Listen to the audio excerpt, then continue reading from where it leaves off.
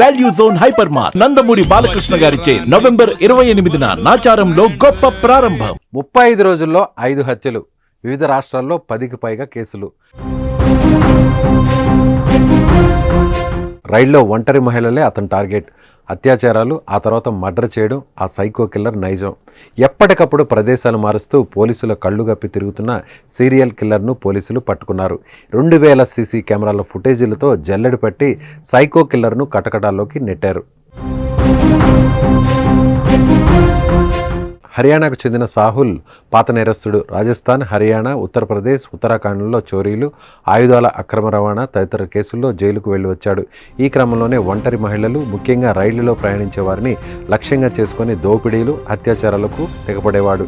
కర్ణాటక, పశ్చిమ బెంగాల్, మహారాష్ట్రలోని రైల్వే స్టేషన్లోని పరిసరాల్లో ఈ తరహా హత్యలకు పాల్పడినట్లు కేసులు నమోదయ్యాయి.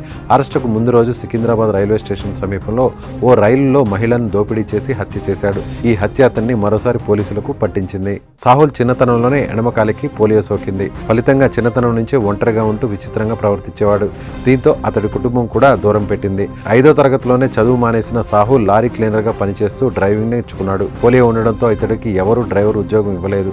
దీంతో హైవే దాబాల్లో పనిచేస్తూ అక్కడ పార్క్ చేసి ఉన్న లారీలను ఎత్తుకెళ్లడం ప్రారంభించాడు. అలా నేరాల బాట పట్టిన అతడు చోరీలు, కిడ్నాప్లు చేస్తుండేవాడు.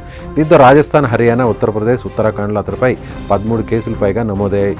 ఈ ఏడాది మే వరకు రాజస్థాన్లోని జోధ్పూర్లో ఉన్న సాహుల్ బెయిల్పై విడుదలై బయటకు వచ్చాడు. ఆ తర్వాత రైళ్లలో దివ్యాంగుల కోసం చివరిలో ఉండే బోగిలపై ఇతడు కన్ను పడింది. రైళ్లలో దివ్యాంగుల బోగిలో ప్రయాణిస్తూ అక్టోబర్ 15న తొలి హత్య చేశాడు. ఇటీవల గుజరాత్లో ఉద్వాడ రైల్వే స్టేషన్ సమీపంలో పట్టాలపై ఓ యువతి మృతదేహం లభ్యమైంది. ట్యూషన్ నుంచి తిరిగి వస్తున్న ఆమె అత్యాచారానికి గురైనట్లు పోలీసులు గుర్తించారు. నిందితుడి కోసం ముమ్మరంగా గాలింపు చేపట్టారు. ఆయా రాష్ట్రాల పోలీసులను సమన్వయం చేసుకోవడంతో గుజరాత్లోని ఆయా ప్రాంతాల్లో దాదాపు 2000 సీసీ కెమెరాల ఫుటేజీలను పరిశీలించారు.